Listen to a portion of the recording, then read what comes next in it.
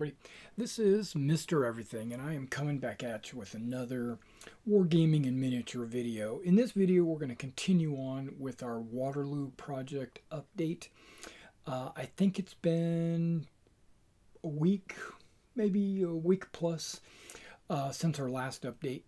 If you haven't come by and seen any of these updates in the past, what these are is basically me working on my Waterloo miniatures, terrain, rules, order of battle, all that stuff. And I just basically share my progress towards my specific goal with you, and you get to see the journey. You also get to check out my painted figures and my theories and concepts and things like that when it comes to wargaming. Now, I'm doing my project. I've decided I'm going to do my Waterloo project in 28 millimeter. I toyed with the idea of doing it in 15 millimeter, doing it epic. I'm not going to do that. I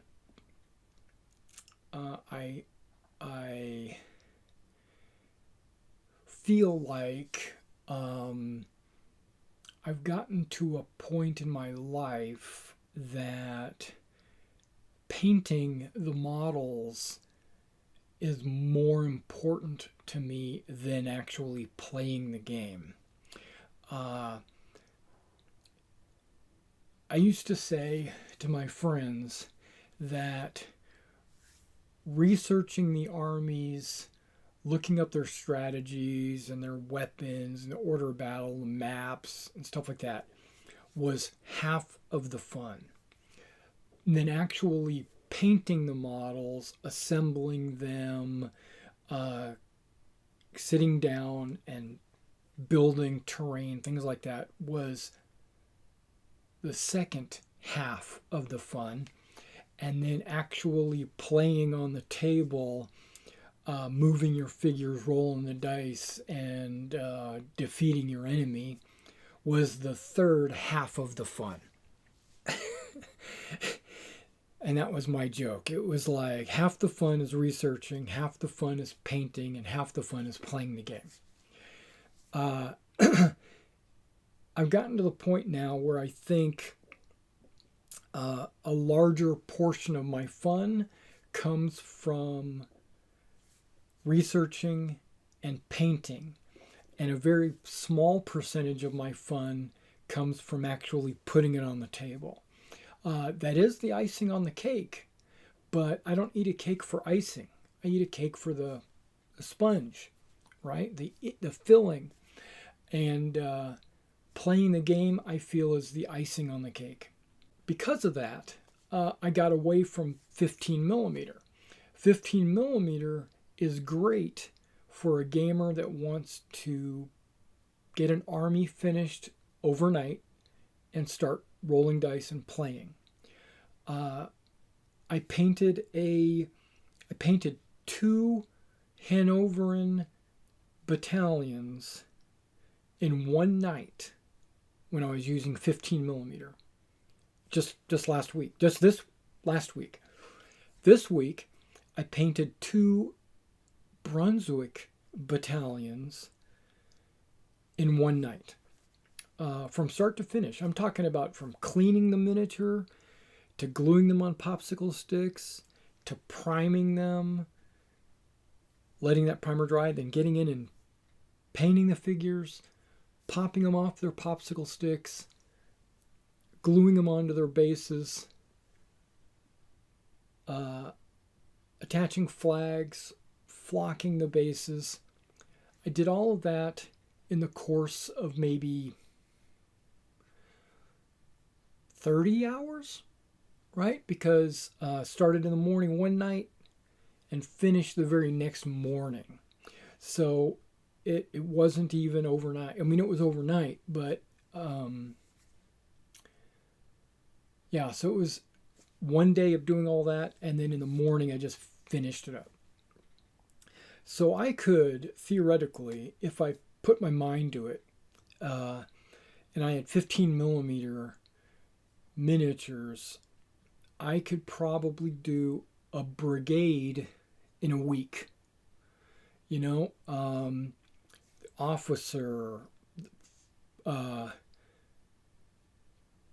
well, no, if I'm doing 2 battalions a day, I could probably do a division in a week, right? And then I'm doing a whole corps in a month, right? If I just put my mind to it and just did it every day. A corps, and we'll say a corps in 2 months, if I have a second job, right? So 15 millimeter is really good for like cranking it out and putting it on the table, but that's not me. Doing those miniatures let me realize, it helped me realize why I don't want to do that. 20 years ago, I was playing Napoleon's battles, and I was doing that in 15 millimeter. And I had every figure needed to do every brigade at Waterloo. Now, it's done at a different scale. 24 figures wouldn't be a battalion like in Black Powder. It would be a whole brigade. So it's about 1/4 of the figures needed to do all of Waterloo in battalion scale. But still, it was a couple of thousand miniatures per side. And it took me years to paint that because I wasn't a good painter, and I took my time, but it eventually got done.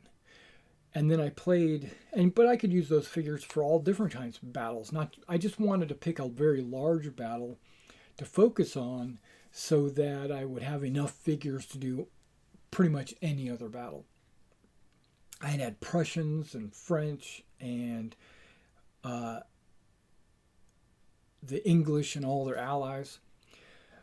Okay, so recently, I'm going to say within the last 5 years, I've kind of decided that I wanted to do Black Powder.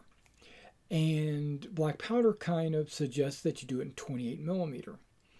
So I started painting 28 millimeter, and what I kind of noticed was I also started playing other games like Hail Caesar and Bolt Action, and I realized I really loved the Warlord Games set of rules. They're simple enough to play, because I like playing, that's icing. They're simple enough to play, but complicated enough to give the game some meat. Napoleon's battles was simple to play, and that's really all it was. It's good because of the grand scale of it. You want it to be simple, but I felt like it was too simple because it brought the game down to you move, I move. I shoot, you shoot. I melee, you melee. Let's go into another turn. And it was, yes, there was pursuit and there's recall and there's bounce, there's squares and stuff, but it just didn't give me the feeling like I was playing a Napoleonic game. So I had briefly, this was hundreds of years ago, I had briefly pursued other games that were at a battalion scale or maybe even smaller. I played Empire a couple of times. I didn't like it. It's a bean counter game, and I felt like I had to keep. Now, this is 100 years ago, so my memory might not serve me well. But I felt like I had to keep track of too many numbers. I had to keep track of how many bullets every single man was carrying. I'm exaggerating. But it was just too complicated of a game. There was too many fancy words in that game that were it made me feel inadequate. I'm serious. It made me feel like I was stupid because there were French words in that game or German words in that game to represent certain types of things that they could have just said in English, right? Or now they're using these words because they were the correct words to use. I get that. But this was a game, and you didn't need to teach me a history lesson, or you didn't need me to learn a new language to play this game. So I didn't want to play Empire. Empire turned me off right away. So then I played another game, System 7. I don't know if you're familiar with that game system. I toyed around with that system, boy, when I was in high school, right? Didn't like it. It was just, and then Chef de Battalion, didn't like it. Too many dice rolls for ridiculous reasons. You had to try to figure out how many command points you had, and then you had to allocate these command points. And they didn't call them command points. Guess what? They called them something silly like ADC. Why do you need to call something an ADC? Because an ADC is a person. And you had to roll these like it's an aide de camp. You don't need to use fancy terminology. And it turned me off, right? So I don't know why I'm going into this tangent. I'm supposed to be talking about my Napoleonic project, but it just kind of struck me that I wanted to share it with you guys. Okay, so I tried a couple of other ones. What was the other one I tried? It was a battalion game, but Battalion in Crisis? No, it was same guy that did Shaco, right? There was a Shaco, then there was a Chef de Battalion, maybe that's what it was called. I'm trying to remember, but those were all kind of, they were pamphlet games, and I felt I don't really enjoy pamphlet games. A pamphlet game, if you don't know, is a game that's written on like 4 or 5 pages, and the entire game is there. No, let me back up. I love those games, but those aren't the kind of games that I collect miniatures for. I'll one night, if you're saying, "Hey, we're gonna play this pamphlet game," I'd be like, "Cool, let's go play it." What army are you bringing? I don't have anything for that, but I'll share yours. But when I discovered Black Powder, which was about 5 years ago, I fell in love. I fell in love with the Black Powder. And at that time, I still had my entire Napoleon's Battles army, 15 millimeter. And I said, oh my gosh, I want to collect 28 millimeters. I want to do the Black Powder. I want to make battalions and get really into detail. That way I can have Jaegers and I can have, Hussars and Dragoons and stuff like that. And really paint up some really good battalion-specific units. And I was like, okay, let's do this. And so I sold all my 15 millimeter army. I just unloaded it. And I look back and I'm like, oh, did I really need to unload that entire thing? I probably didn't need to do that. So just recently, I re-explored Old Glory. I bought a couple of packs of 15 millimeter miniatures because Warlord came out with this new rule set epic for their American Civil War. And I was like, it's still Black Powder. So I said, you know what? That might work for Napoleon's battles, or that might work for Napoleonics, black powder. I could get some Napoleonic 15 millimeters, put them on some strip bases like they have, make it look epic. And once I started painting them, I was realizing I wasn't enjoying it. I was looking at these 15 millimeter miniatures and I was painting them and it was quick, but I wasn't in the groove, and so when I went back and started painting some 28 millimeter models, I realized what the problem was. 28 millimeter models are so much more detailed. They have buttons. They have stripes on their pants. You can see the crest on their shakos or whatever. I could see the sergeant stripes. It was so much more detailed. The wings of the flank companies, you could see those. The flags are so much bigger and have so much more detail on them. I was like, I realized at that point that I personally wanted more detail on my miniatures that I was painting.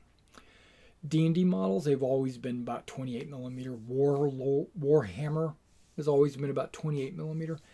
And now that I've been painting my historicals at 28 millimeter, I can see that it's way better. 28 millimeter is the artiste in me. 15 millimeter was the gamer in me. And I've grown up. I've grown out of gamer into the artist. That's what I like to tell myself. But so I finished painting those Brunswickers. I put them on sale. I have already sold my Hanovers and in 15 millimeter, and I'm just going to stick with 28 millimeter. It took me a long time to explain why I'm sticking with 28 millimeter, but I am going to stick with 28 millimeter. Having said that, I'm going to be playing Ancients in 2 scales. I know this is a Napoleonic update, but I'm just going to tell you. I'm going to play Ancients in 2 scales. I'm going to play Hail Caesar, which is mass armies. I'm going to play that in 15 millimeter. But then SPQR, which is more of a skirmish style game, I'm going to play that in 28 millimeter. So what that's going to do is it's going to, Hail Caesar 15 millimeter is going to satisfy my mass units of medievals and ancients, where the SPQR is going to satisfy my artistic styling of 28 millimeter miniatures. I'm going to do that. So I've already ordered a bunch of SPQR. Let me back up. I've ordered a bunch of like Romans already for a Hail Caesar 15 millimeter army. I'm going to work on that. Okay, let's get back to the reason why you came to this video, and that was my Napoleonic update, which was, like I said, was about a week or so ago. I have finished the 2 French battalions that were on my workbench. I got them on the table over there. I will show you them here in just a second. I had also finished a large, it's off the camera so I guess you can't see it, but there is a large battalion.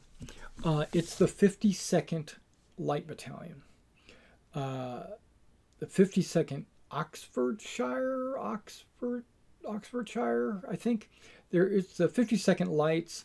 They, I thought that I ordered Perry lights for these guys when I looked at the medals, but actually they were front ranks, right? And so, but I only had 24, and I needed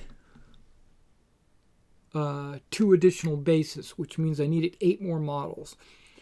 And I because they're front rank, they're actually just slightly larger than my Perrys. So I looked at my other front rank Hanoverans, right? And a few of my Hanoverans have stovepipe hats as well. So I pulled some of them out and intermixed them with the battalion. So when you get a chance to take a look at this, I'll point it out again. But because the British and the Hanoverans wore the exact same uniform, right? Now the 52nd was a light unit, which means everybody in the unit looked like a flanker. They had the big, huge wings on their shoulders, and the 52nd, or I should say, none of the British stovepipe units have any cords. They don't have any cords, but the Hanover stovepipe equipped miniatures have these cords right on their shako. But I said, okay, that's fine. I mean, whether they have the cord or not, it's not going to be a big deal. I'm just going to ignore that. And then the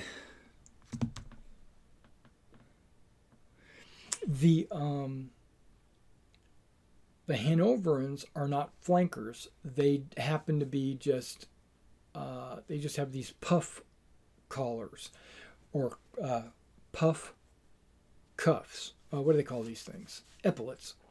And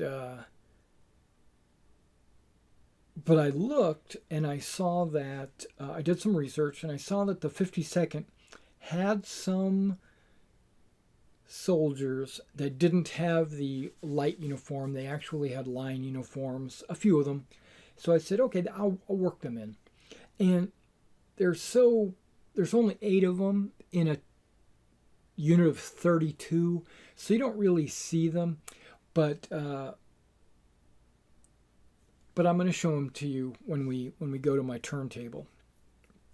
Okay, I did a unit of Hanover. It's the first Duke of York, the Osnabrücks. Okay, I did them. I also, like I said, I finished my 2 French. Okay, when I was painting the 52nd, as you know, I've been using an online resource that shows all the color plates of all the troops that were at Waterloo. That's invaluable resource. I love it. It's in French. It's okay. It's pictures. So I'm looking at it, and about 1/3 of the British troops that they've got pictured have yellow belts. That hit me as, oh, they got yellow belts. That's just like the Nassau guys. So I was like, well, I don't think any of the British in the past that I've painted have yellow belts. That can't be right, or maybe I'm mistaken, or maybe I overlooked this. So I said, you know what? I'm going to go to some of my research material, which that's why I brought these books out right here. I said, I'm going to go to my research material and see what these guys say. And I also used the internet, but you can't trust the internet. But I browsed a bunch of other people's and historical, not photos, but like paintings and stuff. And I kind of got a mixed display. About 90% of them were white belts, like I thought. But there was one picture, other than the plate, that had like these yellow-brown belts, right? And it's kind of like a mustard color. And I was like, okay, that can't be. Maybe. Let me keep looking. So I went to these books and I looked at every one of them. They're all white belts. And I said, I'm just going to do white belts. You know, I have a feeling that that one site that shows about a third of the British Army is dressed in yellow belts, I think is incorrect. Everywhere else I've looked says that it is white belts. So I just paint all the British with white belts. Okay. Having said that, I'm going to tell you what research material I actually use. Maybe you can use it as well. Or if you have a chance to find some of this, I would highly recommend these books. I love every one of these books, and I've used them for years, and they're great. Okay, this one is from Philip Haythornthwaite. It is the uniforms of Waterloo. Very specific to the Waterloo. And you've got colored plates inside. And of all, like there's the Dutch, it says Netherlands, but I already know that it's the Dutch artillery right here. And then you got like, and here we go, the British, right? Guards and dragoons, and got the French in the back here with Prussia and all kinds of things. Tons of plates. Now the plates are only in the middle, right? And then if you take these plates, they're numbered. Like this says plate 77. If you go into the text, there's actually text in the book. And find plate 77, just as an example, it says Trooper Elbe Landwehr Cavalry, Trooper Neumark Landwehr Cavalry, and Trooper 3rd Silezian Landwehr Cavalry. And then in the text, it kind of tells you all about that unit. Like the Landwehr or militia cavalry units were like the other infantry counterparts, and very first, poorly equipped, blah, blah, blah. And then it says the most common style was used was the Colkits, then blah, blah, blah. I don't want to go into all of it, but it says they were dark blue, and that changed on March of 1815, and they had provisional colors, and then it basically, and like the Pomeranian facing colors, and it goes into detail that you can learn a lot about the individual units, and it's invaluable. It's a great resource. I highly recommend this book, probably more than any of these other books. Maybe not more. Okay. When I was deployed in Germany, I was actually stationed in Berlin before Berlin was closed down in the 90s. I purchased this book, Arms and Uniforms, Napoleonic Wars by Lillian and Fred Funken. I had actually purchased this in the States before I had left for Berlin. And this book is got a ton of plates in it, but you can see like sword sheaths, how they differ, and the muskets, and the great coats, and the shakos. And like this shako actually does have cords around it. What unit is that? That's the light company of the 64th Foot.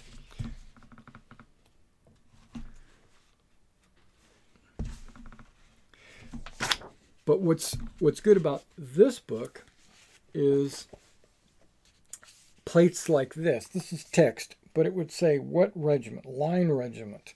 And you could come down to, let's say, the 27th or the Inniskilling Regiment. It tells you that their facings were buff. So that tells me their collars and cuffs were buff color. It also said my laces are gold. So that's kind of cool. And it tells you about that in the cavalry and the artillery. And this is part 1. And this book comes in two parts. Part 1 and then Part 2. Part 2, okay, this does have some of the French in the very beginning, very little. But Part 2 has the remainder of the French and a bunch of other like nationalities, like the Saxons and the Baden and Nassau, which are not in this book. But that's okay. I could live with that, right? And then when, like I said, when I was in Berlin, I saw this book, and you can see it is written in German. But I noticed the name right there, Lillian and Fred Funken, and I remembered that from my Arms and Uniform book. This says Historische Uniformen, and then here it says Napoleonisch Zeit. So that's telling me that this has got the Napoleonics in it. So what I did was I went ahead and opened it, and there are 3 chapters. The first chapter is something I don't care one lick about at all. It is Frederick the Great. Don't care. Don't game that period. Couldn't care less. But the second chapter was Uniform of Napoleon's army. And then the last one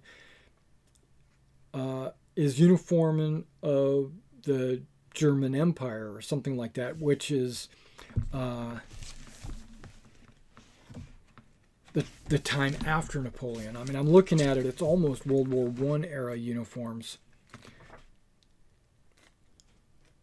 They look kind of like Zouaves, and they got metal helmets and stuff. It looks different. But if this tells you anything, this is Frederick the Great, and this is the third chapter. But this whole thing right here is the Napoleonic period. And I was like, okay, let's take a look. Well, when you're looking at the Napoleonic period, the first half is this book, just written in German.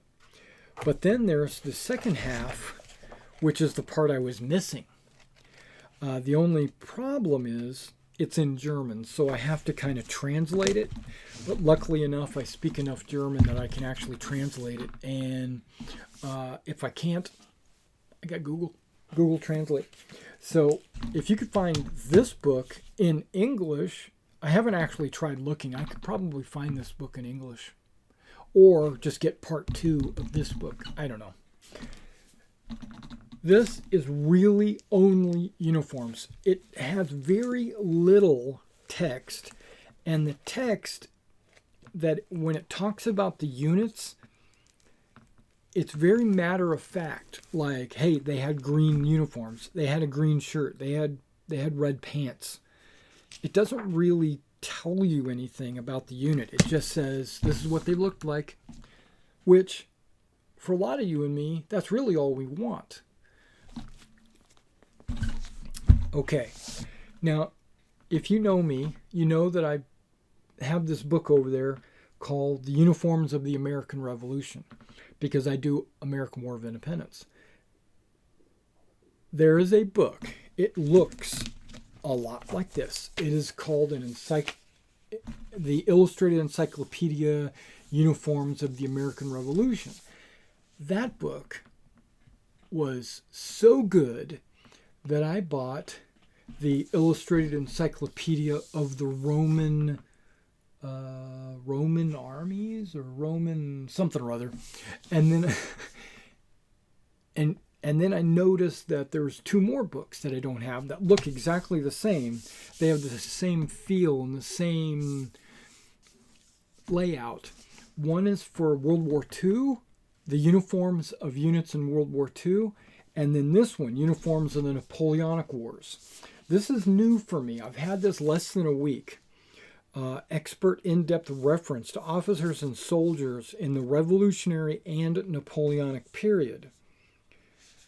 Austrians, British, French, Prussian, Russian, and minor countries. 600 illustrations. Okay, okay, let's...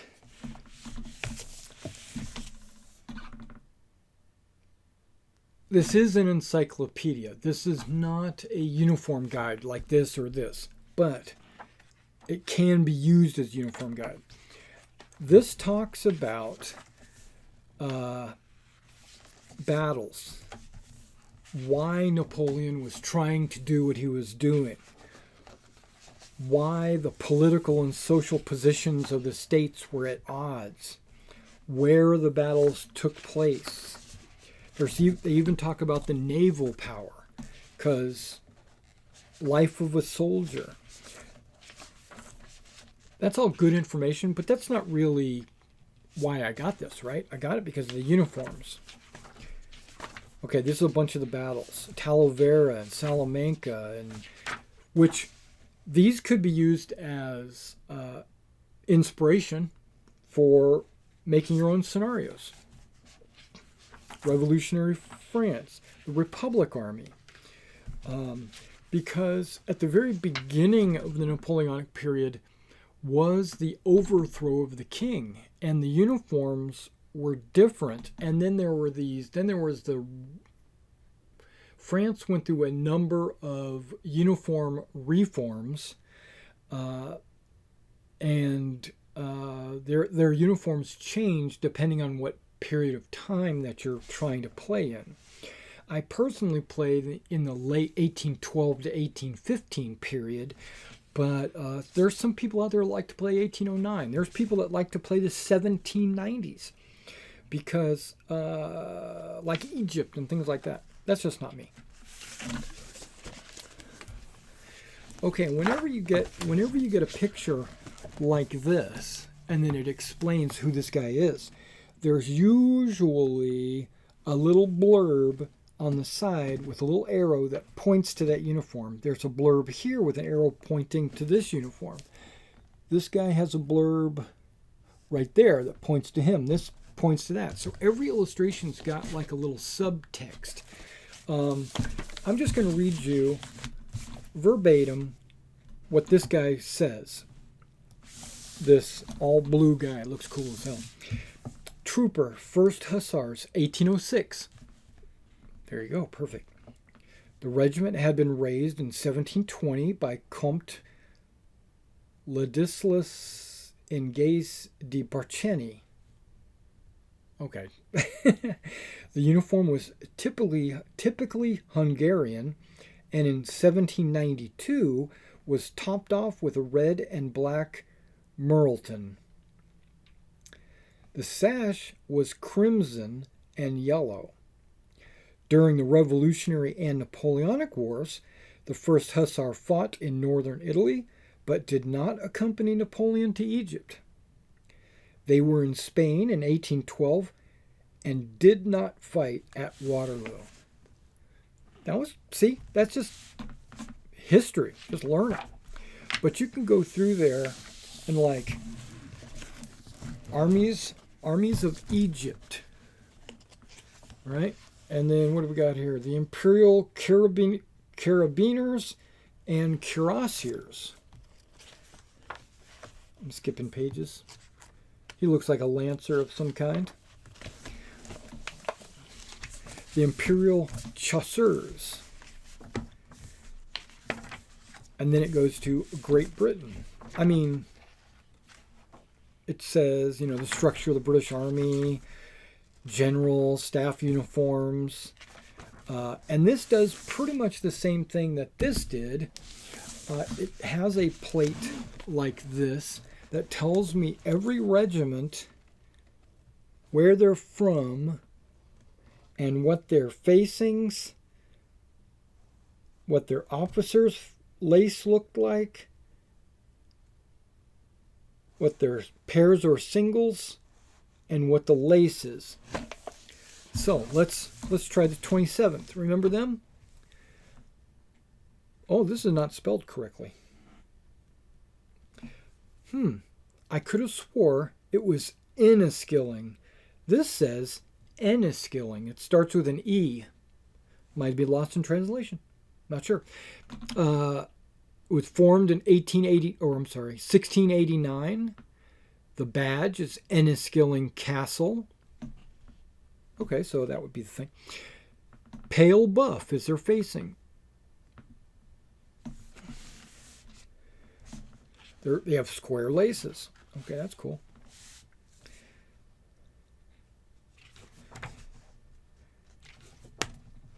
And then it's got the Austrians and border infantry and dragoons and Russians. Got some wild outfits for their drummers, right? Got a top hat. Prussia. The catastrophe.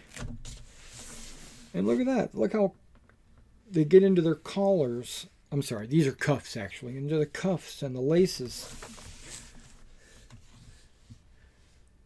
for the cuirassier regiments.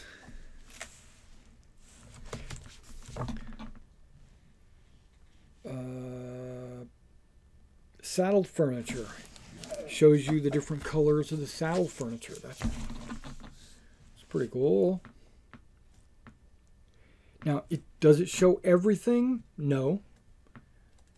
But it does show a lot. The U.S. and other nations. Looks like Andrew Jackson over there.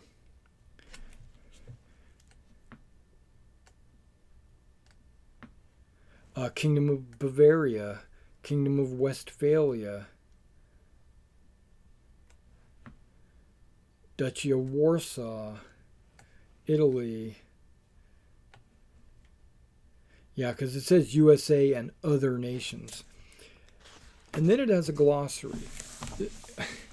I can't tell you how important this glossary has been to me. Like, if you don't know what a Busby is, you can look that up. A hussar fur cap with a colored bag hanging to one side. If you don't know what a dolman is, it's a waist-length jacket worn by the hussars, heavily decorated with lace and buttons. Landstrom versus Landwehr. Landstrom is a German name for home guard, where Landwehr is a German term for defense force, usually low quality and no artillery. So, is this a great book? I can't really say yet. I just had it for about a week now, but it seems like it's as good as those other books that I said that I had.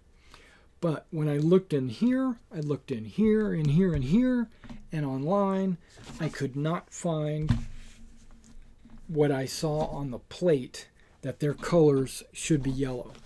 Okay, so let me go ahead and put these on the turntable and let you take a look at them. I'll give you a little bit of music, and I'll catch you on the next one.